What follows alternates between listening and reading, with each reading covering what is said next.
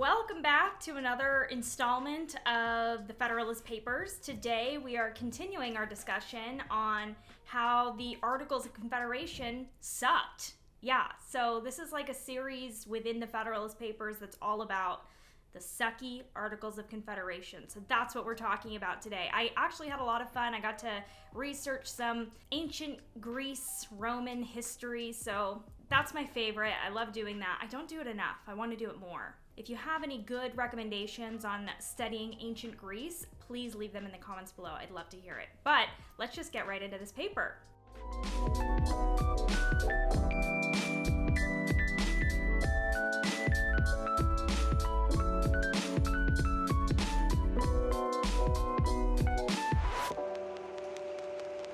So today we are talking about Federalist number 16. It is called The Same Subject Continued, The Insufficiency of the Present Confederation to Preserve the Union, also written by Mr. Alexander Hamilton, our favorite star of the show, Hamilton, which I did get to see in Pantages. Super fun. Hamilton was very handsome. Anyways, this paper was published December 4th, 1787, and it's a fact of human nature that there will arise disputes between the states. It's absolutely inevitable. So the question that we're presented with today is whether we can handle those disputes better under a confederation where we've got a collection of sovereign states, if we can handle those disputes in a peaceable manner, or if we can better do that under a strong central federal government, and that would be endowed with the powers that the Constitution would give it. So knowing that the Federalist Papers are an argument in support of the Constitution,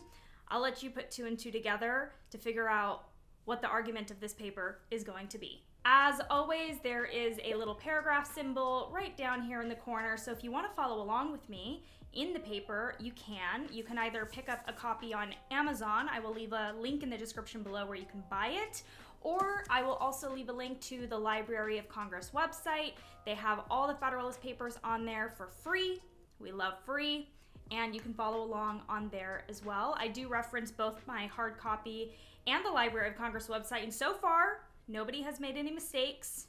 Actually, I did find a typo on the Library of Congress website. They missed a date. If I find it again, I'll tell you what it is, but I was very proud of myself for finding that. As always, feel free to leave your thoughts, comments, opinions in the comments down below. This is a book club, so we are having a discussion, and I don't claim to know everything because I absolutely do not. I am 100% an amateur. I'm working through these papers with you guys. If you're working through them with me, I'm working through them with you. This is a passion project of mine that will hopefully lead me right into law school. That's the idea. So future me or future law school admissions officers, if you do happen to see this video, because I will tell you about it in my application, I hope you accept me into your school. All right, let's get right into it. To begin with, we reference again that confederations or leagues between sovereign states, they fail for a number of reasons. We've addressed this in past papers, we've addressed this question, and here we are addressing it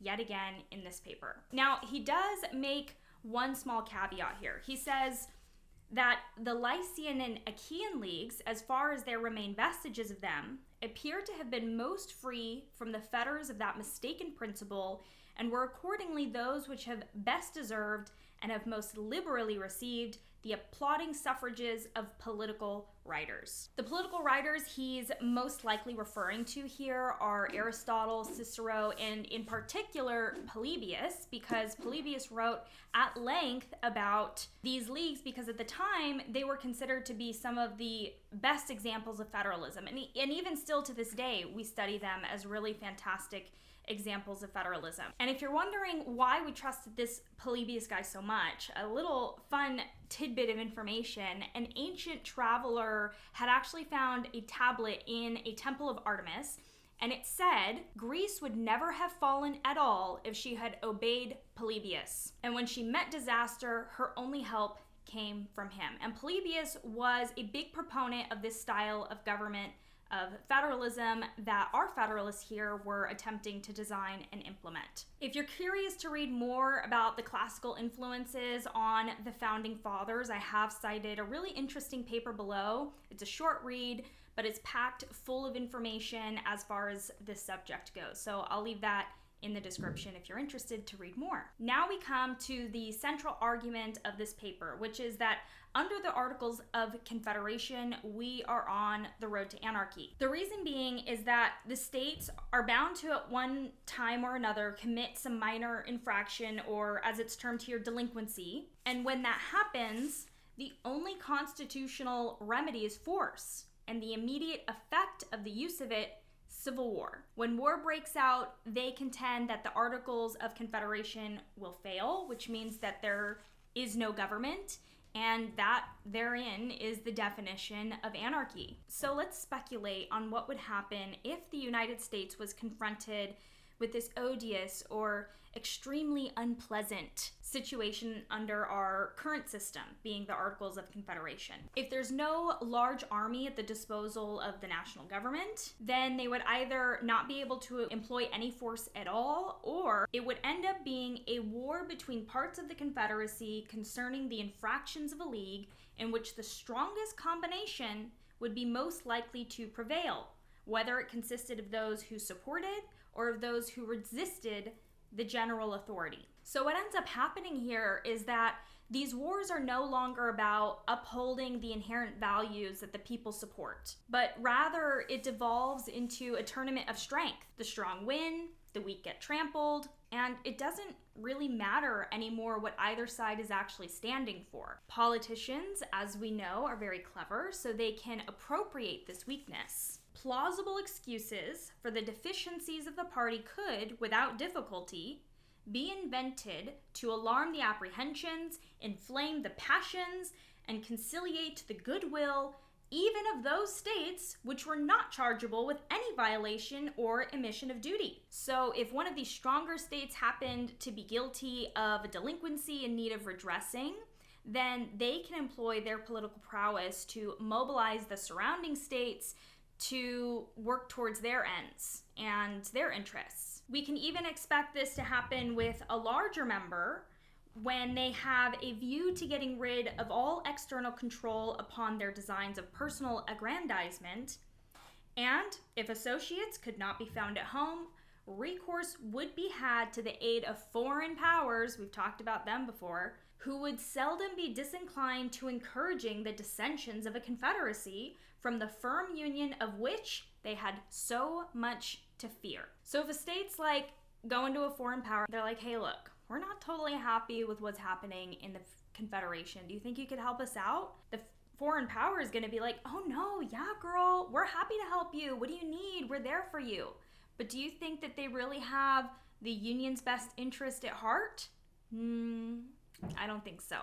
Well, the first war of this kind would probably terminate in the dissolution of the Union. Luckily, we aren't there yet. Its more natural death is what we now seem to be on the point of experiencing, if the federal system be not speedily renovated in a more substantial form. It's really unlikely that the complying states would want to wage war. That's a big step to take, wage war against the non-complying states. What he says next is that they would always be more ready to pursue the milder course of putting themselves upon an equal footing with the delinquent member by an imitation of their example, and the guilt of all would thus become the security of all. I think what this means and what he's communicating here is that no state is going to be without fault. We all make mistakes, and so we're not going to attack our neighbors for their minor mistakes because we wouldn't want them to attack us for our minor mistakes. That's what I'm gathering here. So what I take from that is then it would be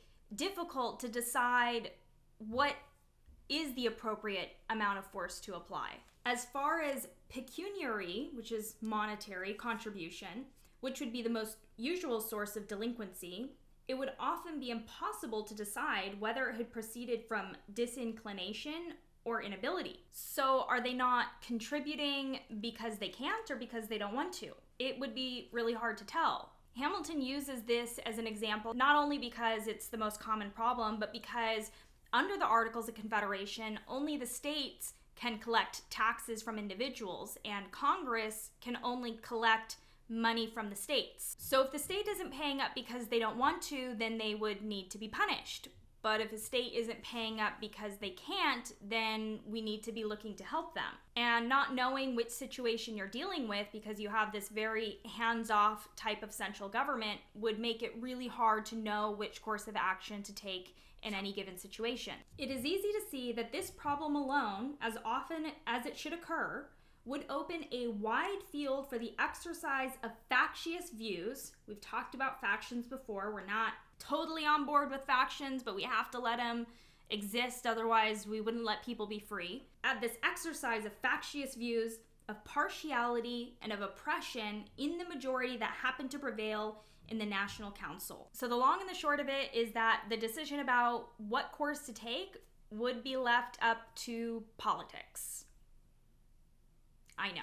So obviously, we don't want the government to require an army just to execute the ordinary requisitions or decrees of the government. That's a little intense. It's a little bit more violence than what we're looking for. So Hamilton's like, look, if you don't want to give the central government any more power, then how else do you expect them to make sure that the states are following all of the rules that we've all agreed upon? Such a scheme, if practicable at all, would instantly degenerate into a military despotism. Besides, we don't even have the resources to maintain an army big enough to police the larger states. You see how big these states are right now, which is late 1800s, and we know how large they're apt to become. They're only getting bigger. So anyone who thinks that we can regulate these larger states by just telling them, you know, we've got these laws and the rest of the states are following them, so if you could just play along, that would be great. Well, a project of this kind is little less romantic than the monster taming spirit which is attributed to the fabulous heroes and demigods of antiquity. So he's like, listen, you're mixing up your fiction and your nonfiction if you think that this little scheme is going to work. Even in those confederacies, which have been composed of members smaller than many of our counties, the principle of legislation for sovereign states supported by military coercion has never been found effectual, because they usually just attack the weaker members. And in most instances, attempts to coerce the refractory and disobedient have been the signals of bloody war, in which one side turns against the other side, and now we have a civil war. So now he's like, look, if you've got more than 2 brain cells, then you're gonna see that if you want to operate the government and keep the peace, we should be doing exactly the opposite of what the Anti-federalists are telling us to do. It, the government, must carry its agency to the persons of the citizens. The Confederation is just an agreement between the states, and it don't got nothing to do with the individuals. The majesty of the national authority must be manifested through the medium of the courts of justice. The government of the Union, like that of each state, must be able to address itself immediately to the hopes and fears of individuals, and to attract to its support those passions which have the strongest influence upon the human heart. So what we've got going on within the states, we got to have that at the federal government level as well. There needs to be some commonality in that sense to connect the individual citizens to the federal government with no intermediate legislations. So what if a state is like, we're just not going to enforce that federal law, and they obstruct the execution of its laws? So wouldn't we just end up in exactly the same situation where the federal government would need to use force to compel the states? So Hamilton's like, look, there's a big difference between mere non-compliance and a direct and active resistance. If a state legislature is necessary to enforce the measures of the Union, then yeah, they have only not to act or to act evasively and the measure is defeated.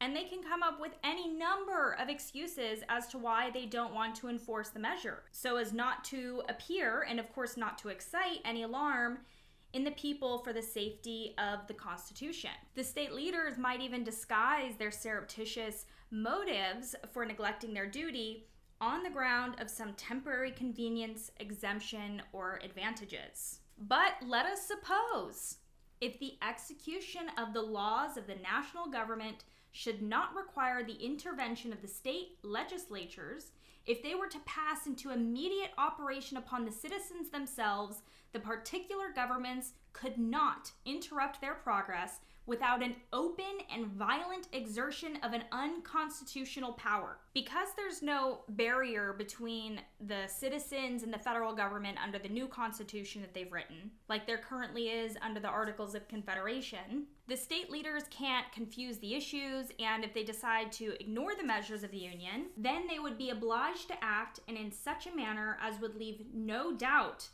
that they had encroached on the national rights. He's like, the people of this country are educated enough to know and to be able to distinguish between a legal exercise and an illegal usurpation of authority. I wonder what the general consensus would be if we were to apply that statement to our citizens in the United States today. Comment below. I want to hear your thoughts on that. So under the Constitution that we're proposing here, if a state wants to usurp the power of the Union, then they need three things. They gotta get a factious majority in the legislature, but they've also gotta get the courts of justice on their side, and then they also need the body of the people to support them. So for any state leaders with nefarious intentions and not following these measures, it is highly unlikely that they can get all three of these things. Because if the judges aren't in on the conspiracy, then even if the majority, bound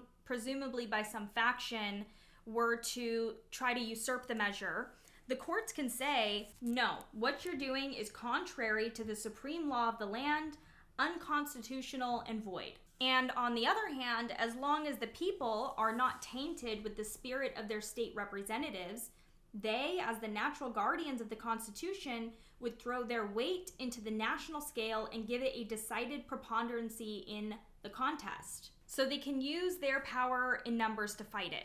I have some thoughts on this. I'm just thinking like 1984, proles, they were 85% of the population. They never were able to overtake that government in that book.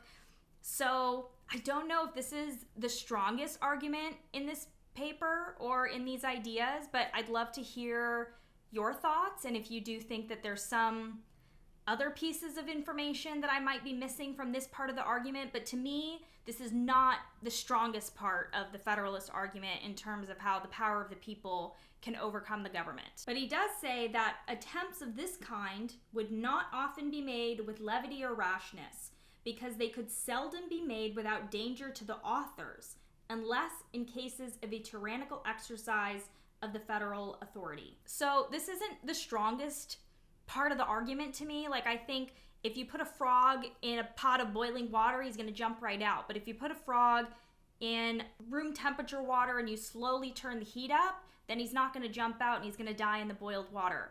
And if you don't understand the analogy I'm making here, I'm sorry, but what I'm trying to say is if a federal government wants to go tyrannical, they're not going to do it overnight. So that part of the argument is where my mind is still trying to wrap itself around it. All right, kids, so let's wrap this baby up. He says, if opposition to the national government should arise from the disorderly conduct of refractory or seditious individuals, it could be overcome by the same means which are daily employed against the same evil under the state governments. So my question here is, when he says individuals, is he referring to individual people or individual states?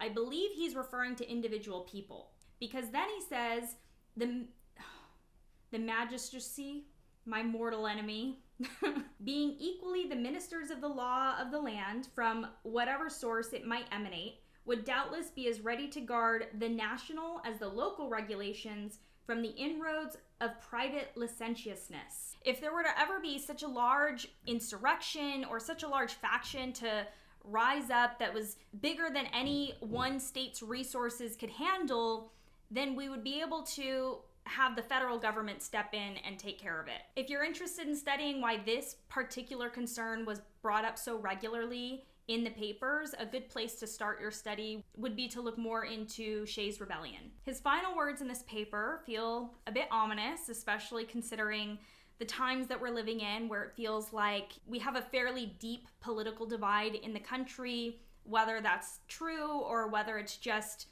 how it feels because of what we see on mainstream media or what we see on social media. But regardless, it's a little ominous nonetheless. As to those mortal feuds which, in certain conjunctures, spread a conflagration through a whole nation, or through a very large portion of it, proceeding either from weighty causes of discontent given by the government, or from the contagion of some violent popular paroxysm, they do not fall within any ordinary rules of calculation. When they happen, they commonly amount to revolutions and dismemberments of empire. No form of government can always either avoid or control them. It is in vain to hope to guard against events too mighty for human foresight or precaution, and it would be idle to object to a government because it could not perform impossibilities. So that's comforting. Thank you so much for watching another Federalist video, or if this is your very first one, thank you for joining us, and there's going to be a lot more to come. So if you really liked this video, please like it, give it a thumbs up so other people can find it, and we can have an even bigger, more fantastical book club than we already have right now, which is already amazing. Also subscribe to the channel so that you can see the next 69 papers to come out. I will also link my other social medias down below. I've got Instagram and I've got Twitter. With that, we are all good to go for this week, and I'll see you in the next one. Bye.